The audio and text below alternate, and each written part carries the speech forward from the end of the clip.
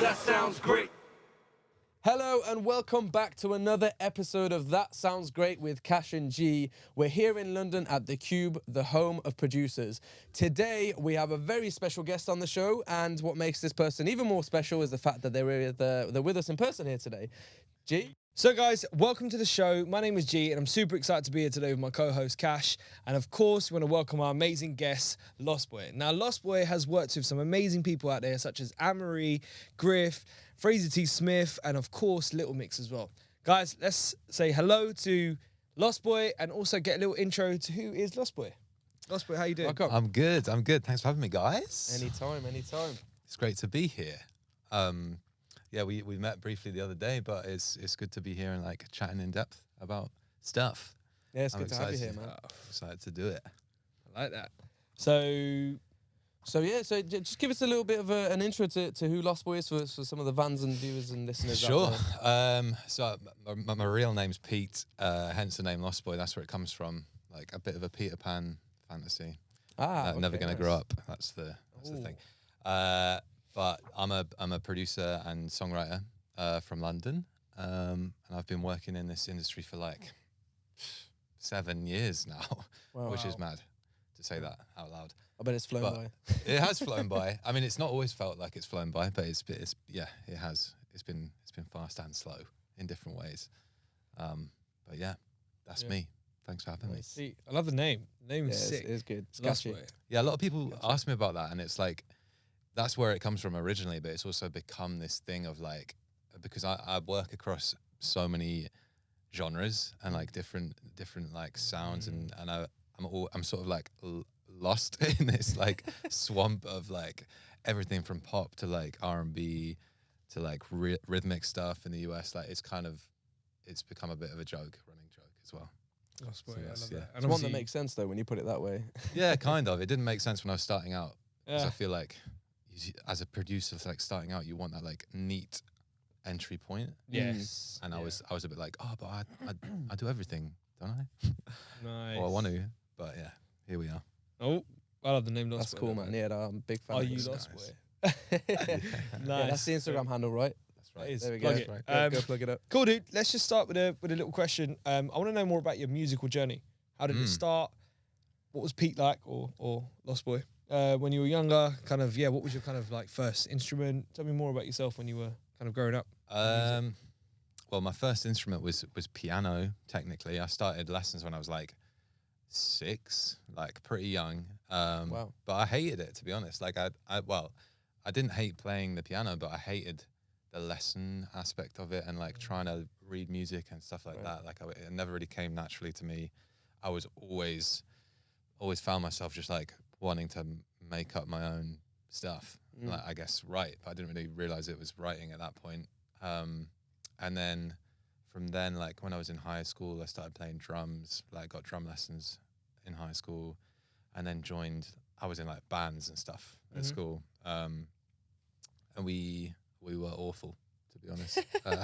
So that like, you know, that's the foundation. And then I had a gap year kind of situation where I wasn't at uni, but I was sort of like figuring out what I wanted to do. And I was touring in Europe with this like rock blues band, but not wow. It's not wow. It was it was like, we're talking like 100 cap venues max. Oh, okay. But it was you know, the foundations of something, and it made me realize that what I want to do is songwriting, and I was going to go to Liverpool at that point to study production, like specifically, or like audio engineering. Why Liverpool?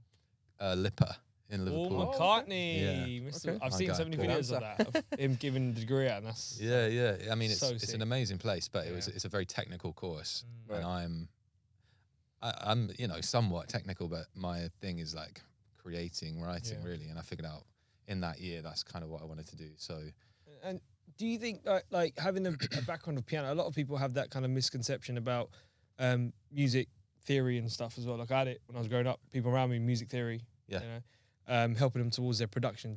And obviously, a lot of people say no, you can make beats or whatever. I don't know music theory. yeah, I'm kind of always been that person who's stuck in the middle. I'm always like kind of.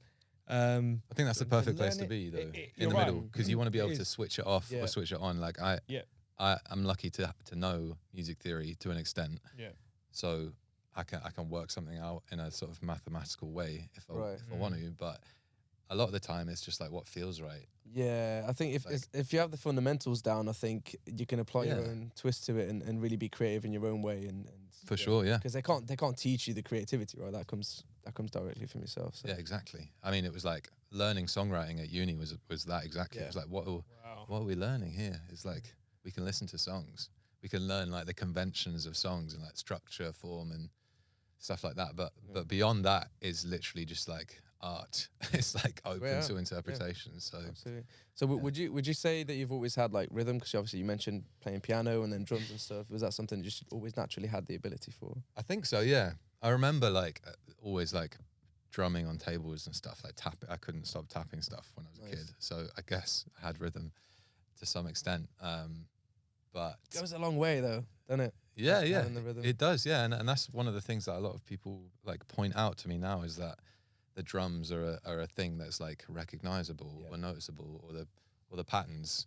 And I think that's maybe just because I program them like a drummer would play them to an extent, or like I think like that at least, or I try to. Yeah, That's so cool, man. Yeah, no, because I've always felt like, oh, what's stopping me from being this great producer? And I was like, I don't have the rhythm that most other people have. nah, I'm sure you do. Somewhere in there's some rhythm. Somewhere, yeah, might need a bit of help with it. Just don't use quantize. Yeah. We'll use Nice. It's my best friend. off the grid, Contact. bro. Oh man. So yeah, I mean, yeah. Just tell us a bit about your work so far, and like some of the people you've worked with, and your Yeah, your first man. big break in the industry and how that came about. Well, my first, I mean, I guess you mentioned him earlier, but I signed my first deal to Fraser T. Smith, Okay. who's a big Iconic producer. name, right. Yeah, great guy, like a really good friend, and just was a great person to sort of open the door for me, and that was how I got my first few like major label credits, I guess, as like Nice. production, additional production, whatever, on bits that he was working on. So that was like Anne Marie, Gavin James, and bits from America that he was working on or whatever. Wow. And then from there, I sort of started. He eventually signed my publishing. How did you meet him? I think he heard, or one of the guys that works for him, Saul Fitton, heard something on the radio, or like a demo that I sent or something. Oh, okay. There was like just something random that pricked up the ears, I guess. But it Wow. wasn't like nothing had blown up or anything. It was Right. just a random thing online. Wow. It's a good lesson for anyone watching or listening, and just send your music out there. You never know who's going to pick it up. Yeah, yeah. True, man. You I never mean, I know don't know who's if I gonna even pick sent it to be honest. Oh, really? I Someone leaked- don't someone know leaked what. it. Yeah, got leaked. No, I just Someone saw your they found talent. it somehow. Yeah. So good A&R, I guess. That's awesome. That's amazing, man. But yeah, but then from there I went on to do like writing and really sort of found my feet with that and started working with various people. Like early on, it was like Gabrielle Aplin, Becky Hill, Wow. and people like that, and that sort of like started the UK scene bubbling. And then I had a song out in America with a band called Why Don't We that was sort of like my first American cut, and then that sort of Nice. got things rolling there. And then there was like Zed and Kalani out there, and it just sort of like I was like, It's wild that there's such a diversity of genres that you've been working on as well. yeah, I mean that's kind of the dumb thing about what I do is like one day I'm working on like this beautiful folk ballad, and the next day it's like hard Trap. EDM. Or That's the beauty of a songwriter, I guess, though, isn't it? It's like not being. I mean, with a lot of stuff in music these days, you don't want to be so focused on one genre, right? You want to cross genre stuff and come up with different Yeah. ideas and blend and fuse things together, I guess, right? Yeah, totally. I mean, it's like I'm a pop producer, right? Yeah. And that just means popular. So like Yeah, anything. I think it's cool to like have your own niche genre as well. But if you have like influences of other genres, and or just like make it a bit different and not just be so closed-minded to what Yeah. that genre involves, I think that's what's important as well, right? Yeah, it's like I think it's like a graph. Like early on in the career, being like super open to every genre is maybe harder to get going. But once you're up in the mix, it means you can work on across as much as you want to, or as little as you want to. But it's made it easier the further I go. Yeah, and I that guess makes it sense. opens more doors as well. The more you learn. Yeah, and when you get in with an artist that's like, I want to try something different today, or I want to, do something else. It's like, okay, that's fine. Let's do a folk song. Nice. I want to hear your folk stuff, man. Yeah, know, sorry. yeah. Yeah, I'll play That's it. pretty Yeah. good, dude. Cool, man. I want to go on to kind of would you say one of your, you produced a whole album for Griff, right? Parts of it, yeah. I Parts mean, of it. in truth, like the album's still in the works, so don't really Wow. know. But we've Ooh. done, you know, I've done lot a of couple of stuff. singles with her that are out, and then there's loads that we've done, and it's just about, we're in that process of kind of piecing it together, basically. Yeah. And would you say you guys have obviously built a relationship in the studio? Because what I want to kind of come across is how you and obviously Fraser would have built a relationship. Yeah. How you're building a relationship with all these different artists, and obviously focusing Yeah. a bit on Griff and stuff. Yeah. I want to explain kind of to the viewers who are kind of new gen and new generation how important in studio relationships are. Because you get two types of stuff. You get some where you Yeah. be a mixer. You know, people send you stuff and you mix it and Yeah. go home. But there's also this type where you're producing and mixing, all kind of with relationships and building that reputation and Yeah. clientele. Yeah. Right? You're building that kind of connection with people. So just want to touch on that, man, with all the artists you've worked on.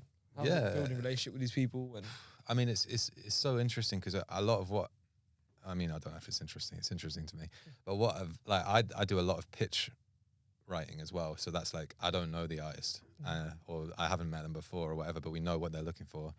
Writing a song with other writers and just like sending it out into the ether and like hoping it gets cut or whatever, or the label here, or sending it to the label, trying to get that cut. But then there's the Griffs of the world, and that's like honestly every producer's dream, I think, to like find an artist that you're like really passionate about and feel like you can bring something to genuinely, because that's when all the insecurity kind of fades away, is when you feel like you can actually, like you're bringing something.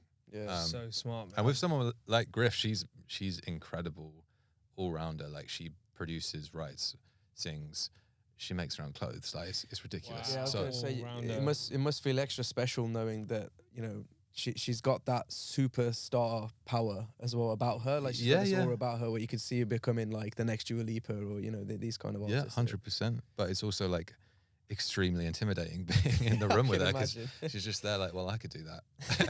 You know. Wow. So you got to really like, I mean, that obviously as time goes on, you realize that we just became mates, and it's like, that's the key, I think, for an artist like that, is to just So be special. open and like honest, and that's we got lucky. Yeah, I think it's really important to actually establish that connection with any artist you're working with. But speaking to that, tell us a bit more about some of the other names that you've worked with, the likes of, you know, Anne Marie.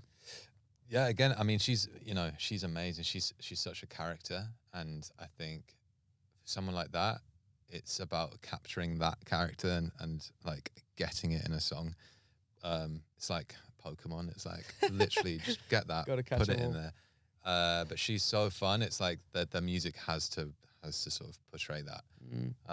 So like on this last album, we did a song called ×2. And it's just so jokes. Like the whole thing is so fun, and it was so fun to write. It felt like it was, I don't know, an hour to I did it with Fred Ball and Ray, and it was just so jokes. I don't know if it was something to do with the fact that the session was just before Christmas. I mean, it was like the end of term vibes. Everyone just like chilled out, to it. like watching Shrek 2 with the class. But it was so chill, and she was just like bouncing off the walls, and we were just having a lot of fun. Wow. Ray's like big energy as well. Nice. So it's just like for those kind of artists, it's maybe less about, like I wouldn't say I have the same relationship with Anne Marie that I do with Griff. Like Griff's like a sister almost. Like we see a lot of each other, but going into work with someone like Anne Marie, you've just got to sort of be the person that's needed in that room. And on that day, luckily, I just had to have a laugh, Bring it out of basically. the room. Yeah. You want to bring it out. So it was a lot of fun, but it's easy on days like that when the energy's there and everyone's up for it. Like that's I think that makes working a lot easier as well, that in having that kind of energy Yeah. and vibe about a studio session. Even if you're working long hours, as long as you have that energy there, it can feel like it's yeah, special. man. I mean, it's not work, is it? Like Right, that, you know, exactly. we're just having a laugh. Like it was a lovely day. It was so nice. I've got a question on something actually that I wanted to touch on. Again, going back to kind of new creators and new people involved in songwriting. Songwriting is a very important part of music, which we don't really credit enough as much as we should, right? And obviously talk about it a lot. But I want to bring it up because I've got a lot of friends in the industry who write and stuff like that. Yeah.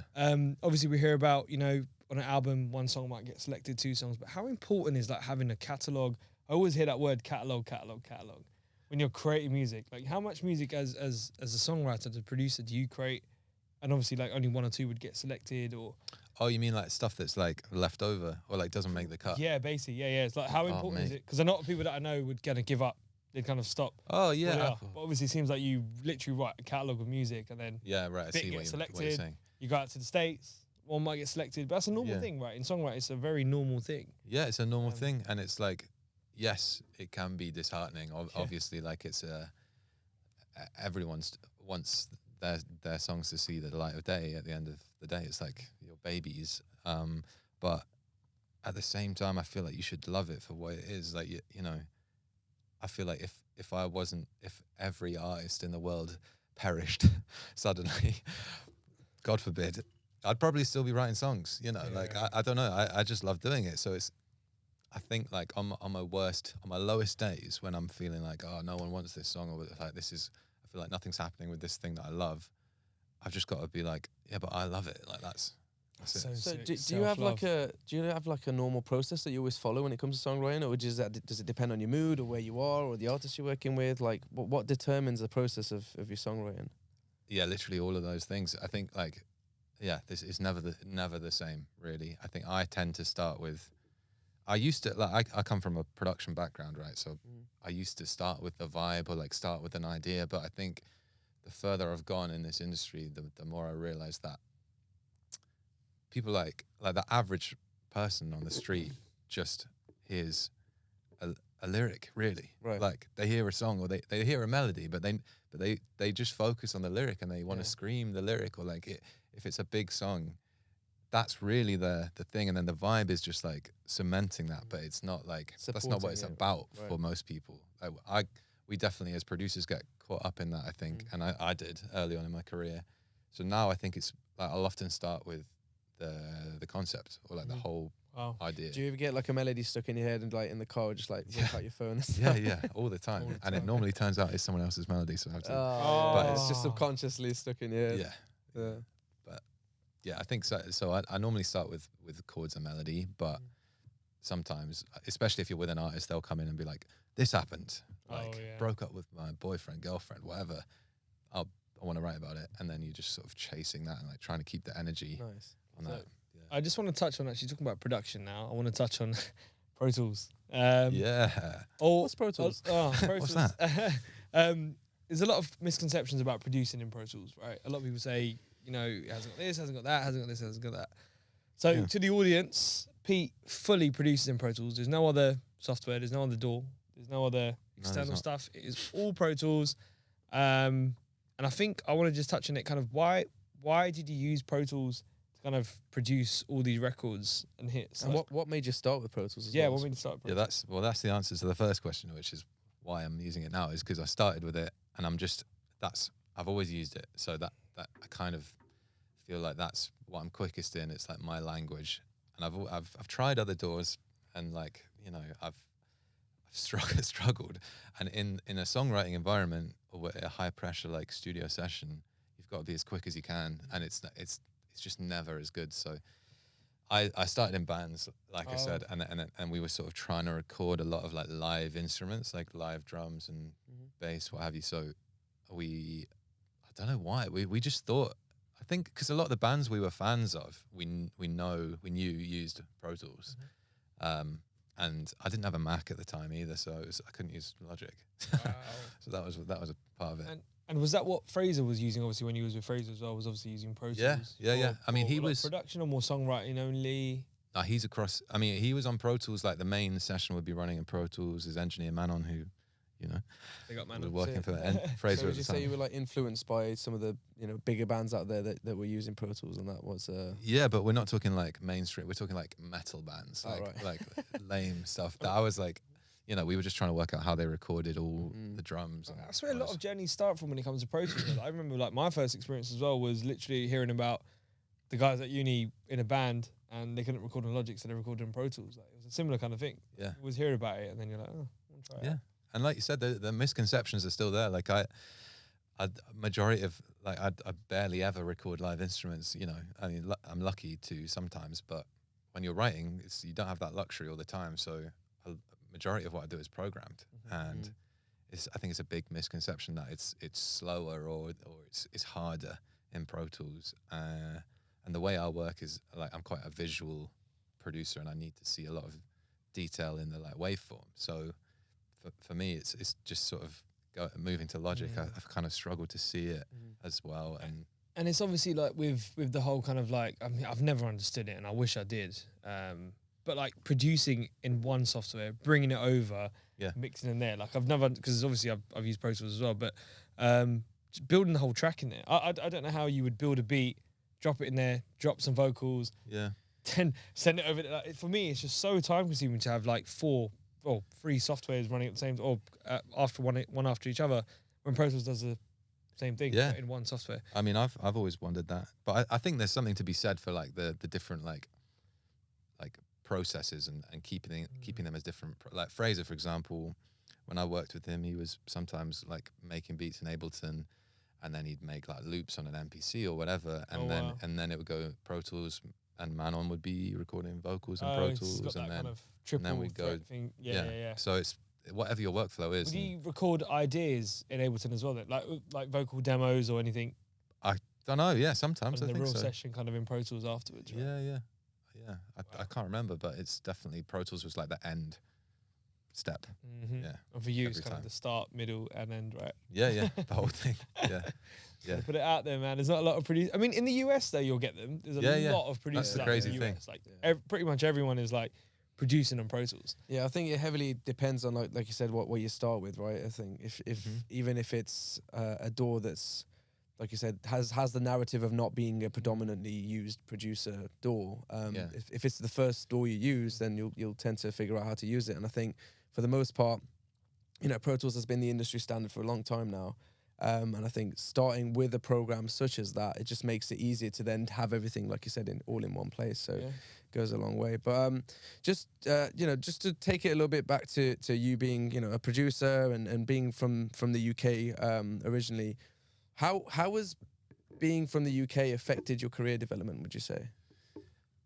I think it depends what you want from your career. Like I've always been quite sort of US facing in terms of the way I think, like long term, and I'm just a big fan of the music from there, and I always have been. So, and nowadays I'm sort of like back and forth between here and LA fairly often. Haven't been for the pandemic, obviously, but now we're back up and running, and it's sort of like it always is. I mean, I love the UK, and there are lots of artists here that I really love working with, but I think the pitch game, which is what I love, to be honest, like I get a kick out of it, like being a little nerd and writing a technically like really good song with my other really good songwriters, and then like finding a home for it and being like, yeah, we did that. That's amazing. It doesn't really happen as often here unless it's like a little mix or like maybe like a more like pop thing, but very few and far between right now. So would you say you've had to jump over a few obstacles to get those bigger names here? Yeah, I mean not necessarily here, but it's definitely more of an uphill battle in the US. Just not living there is like half the thing. Would you move out there? Yeah, I think I would. Like I don't know if I could. I don't see myself dying there, if that makes sense. It sounds way more morbid than I thought. Well, you're young and stuff, and like try it out, right? Like a few years is what I'm saying. Yeah, maybe I would. But I don't know. There is something to be said for the like exclusivity of being out there for like a month at a time, because people are like, oh, he's here for a month, and we've only got a month, so let's get this done, or like get him in with whoever. Yeah, that's the thing. If you want to actually experience that full kind of 6 months or something, so you've actually kind of see what it's like, to live there. You must love the accent, obviously. Oh yeah, that goes down great. Yeah, goes a long way. It comes with Hello, it. ladies. Joking. Happily engaged. Yep, guys, he's engaged. Cool, man. I had a quick question for you, man. So again, guys, I keep looking at the camera to say this, but Pete, Lostboy, mixes, produces, and master? Occasionally, yeah. I mean, it depends on That's nuts. Now, out of them 3 things, what do you prefer the most? Oh, and songwriting. Sorry, 4 things there. What do you prefer the most out of all 4 of them? Difficult question. It's hard, yeah. It's like I like them all, I guess. I mean, I think obviously songwriting and it's a close first and second, but songwriting, production, mixing, mastering in that order, probably. And where's the weirdest place you've kind of come up with an idea? Was it like washing dishes, putting clothes in the That's a great laundry? question. It's not that weird, but so many ideas on planes. But I think I've heard of that's it. Yeah, I think that's the altitude, and honestly, like being a bit drunk, and I'll get off the like I'll wake up the next day and like look at my notes, and just like the weirdest song titles or like little voice notes. There is something to being on a plane and being really creative and productive. I Oh, think. yeah, It's like 100%. I find I do my best work both musically and actual real work on the plane because you're kind of forced to do something, right? Trapped, you're just literally. Yeah. you're stuck, so you think might as well be productive. Yeah. Yeah. If you go in LA, it's like 11 and a half hours as well. So, Oh, There's a lot of thinking time. Exactly. There's only so many crappy films you can watch. oh man, restless. But yeah. So what is it that made you fall in love in songwriting in the first place? I don't know. Was it I something think that you it's- discovered by yourself, or was it like with friends and stuff? Or I think it was just like the music that I grew up listening to. Like my dad used to play a lot of like, sort of like, well, like Genesis, like Phil Collins, Peter Gabriel, Seal, like Wow. a lot of like technically kind of cheesy classics? sort of classics, but like pop, slightly progressive pop, like very nerdy, clever songwriting. And I just have like absorbed so much of that. Still listen to it like weekly, and actually there's a lot of that in like Griff, for example. Like there's a lot of like that influence, sound subconsciously, Right. and like I'll say Peter Gabriel to her, and she'll be like, "Who's that?" I was going to ask Like, you, have you been to Real World yet? Yeah. It's amazing. Yeah, it's isn't amazing. it? Yeah, Oh, it's beautiful. unbelievable. But yeah, I think that's where it comes from. Just like songs that are like a bit of a journey, and I'm not trying to write those songs every day for sure, but it's just like knowing that that's possible, and then like trying to make an exciting thing for like the average person. Not that I'm above average, but you know what I mean. It's like it's like that's how far it can go, Right. and now let's try and do something that's not too like indigestible. Yeah, and I think it's quite important to have, like I said, musical influences that can help tune in your creativity and your style, I guess. To obviously you add your own twist to it, but ultimately, you're a lot of that creativity to some of the other icons that are out there. 100%. And I never really realized that until like 3 years ago, and just was listening to all that stuff and was like, that literally sounds like something I would do. And then it, like reverse thought about it, and I was like, oh yeah, obviously that is something I would do. That's all I listened to for like a lot of my life. So yeah. Oh, would you look at my that? God. It is that time of the show. You are very confused right now, understandably. So this is part of the show that we like to call the album interlude section. Essentially, what that means is you've got 60 seconds to answer as many random questions as possible, and at the end we're going to tally it up, and we're going to have some kind of a leaderboard of the previous guests that we've had on and see who's answered the most. Oh How's my that sound? God, it sounds horrible. Let's go. You're in for a treat. It'll be good. It'll be good. Okay, so without further ado, your timer starts now. Sneakers or sliders? Sliders. All right, mixing or producing? Producing. Oof. City break or beach break? Beach break. Favorite mic to track records? Elam 251. Wow. Favorite music genre? Pop music. Analog or digital? Both. 3 artists, dead or alive, you'd love to do a collaboration with? 3. Freddie Mercury, Seal, and Metallica. Mixing headphones or monitors? Monitors. Okay. What's your favorite studio snack? Nuts. Oh, working at night or daytime? Night time. Ooh, what's your guilty pleasure song? This one gets everyone. Everyone. I think Rain on Me, Ariana Grande, and nice. Lady Gaga. Yeah. Songwriting or producing? Songwriting. Ooh, Oh, and that is There time. we- yeah. You just snuck that in there. I'm going to let you have that one. that was good. I'll let you that have was that quite one. a few. Start so you'll finish. Yeah. Yeah. That That's good. You were answering them very quickly. I was a bit worried I was going to run out. I was panicking. I'm I sweating. feel like I just want to ask you one, not to add to the leaderboard, but I want to ask you one. Oh, we can add it. Yeah? Why not? All right, cool. A very important one. What is your favorite compressor? Well, for vocals, CL1B, I think, and then What, the soft tube version or the actual CL1B? no, the actual, Oh, the actual one. Oh, and wow, then okay.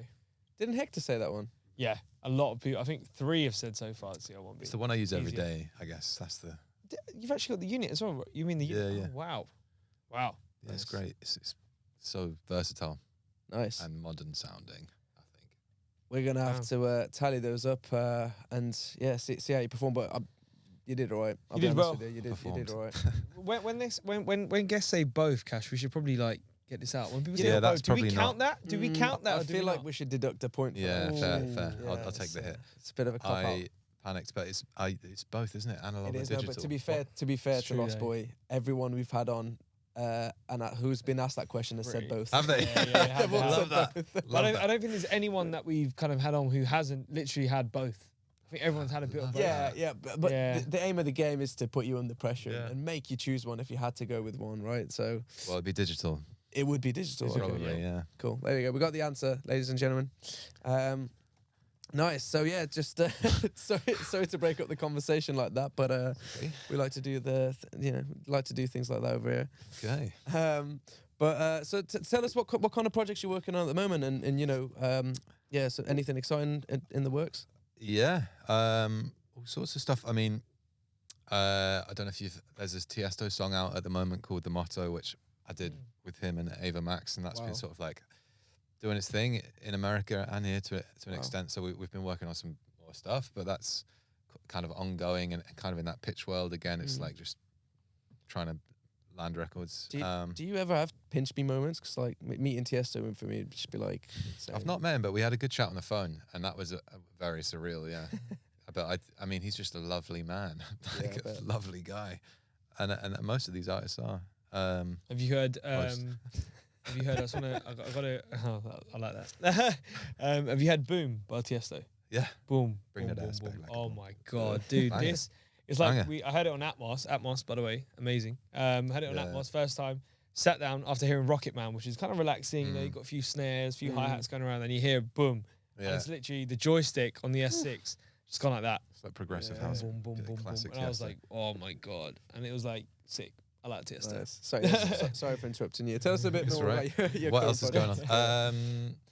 Been in with Ellie Golding recently. Nice. I've not worked with. Well, I worked with her a long time ago, but it's been nice to like properly dig in recently, and we've made some stuff that I really love, and she does. I think if you're watching, Ellie.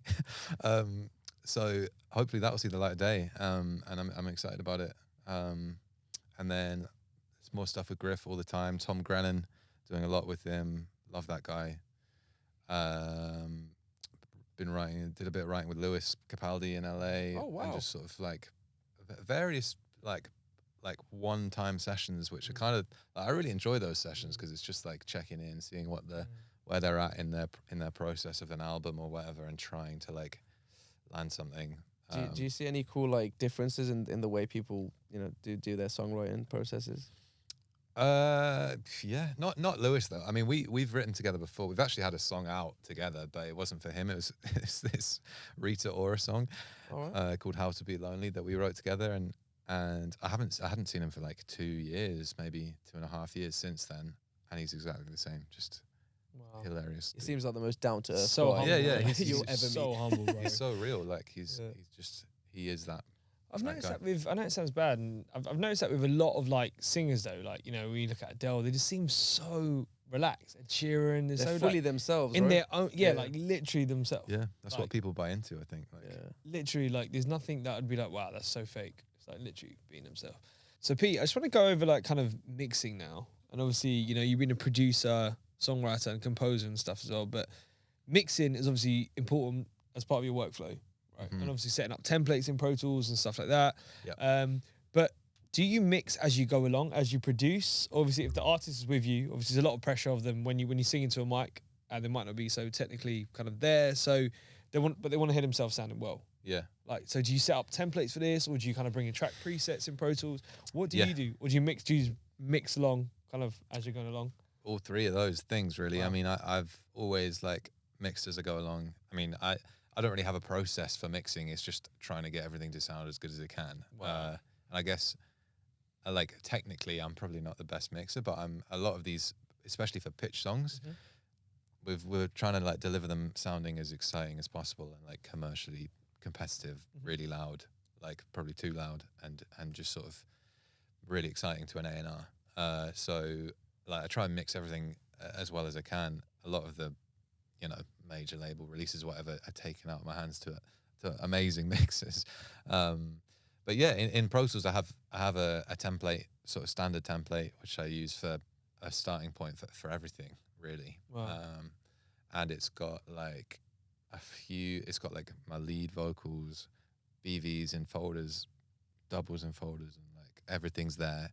A lot of those are inactive until I need them and hidden. You can bring them out. And then I just bring them out, and then Here's what I made earlier. yeah, literally. And then I think a lot of like one of the big misconceptions about Pro Tools is like the ease of like building something or like trying to keep the vibe going quickly. And I think I've never understood that, because for me it's like I make a lot of ideas all the time, right? So say we're in a session and you're like, I want to do something this tempo, and we're like jamming something on the keyboard, whatever. I'll put the chords in, and if I know it's at 120 and I'm like, oh, I swear I started another idea that was like 125, whatever.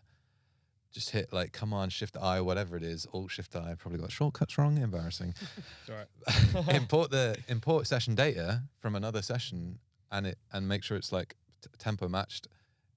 It all snaps to the grid, and I've got like drums that sound good from something else, and I just change a few things, and it's like from something that's not even released, and it just gets the vibe.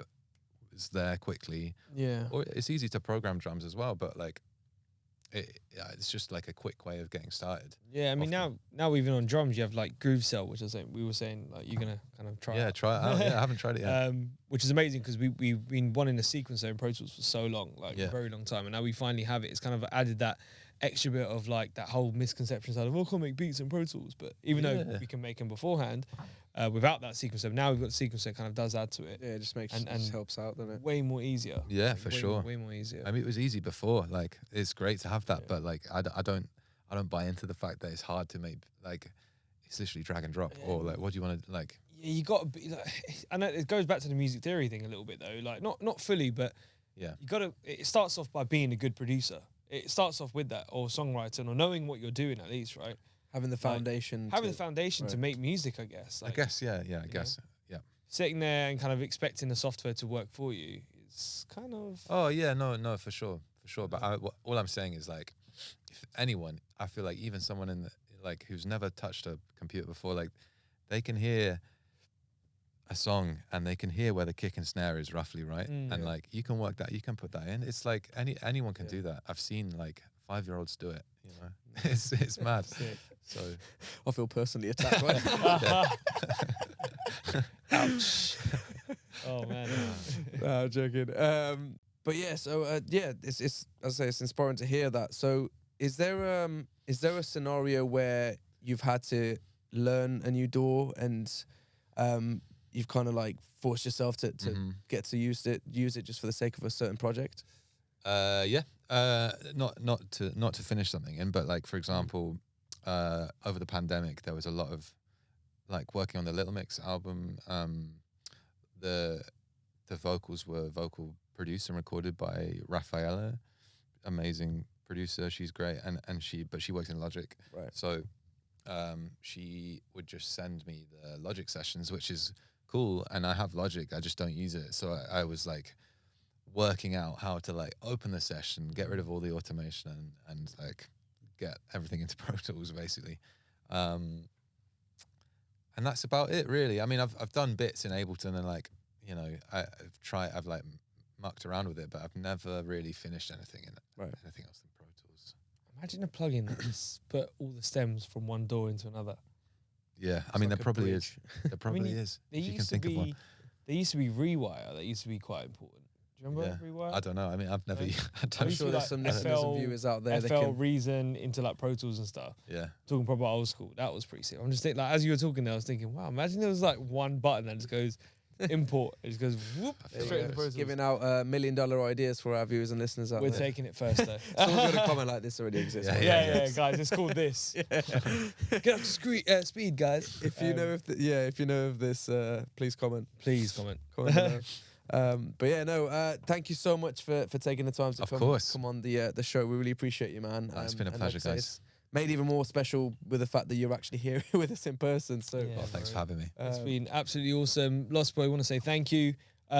First, before we wrap up, I just want to ask you, man, to the viewers out there again, as you know, Pro Tools, we're really going for kind of helping educate the new generation. And obviously, you're still a young dude and you've propelled in your career and stuff. So we just want to, what kind of advice would you give to a new songwriter, producer out there? You know, they've just finished college, uni, school, and they're going straight into the industry, or they want to go straight into the industry. What advice would you give them?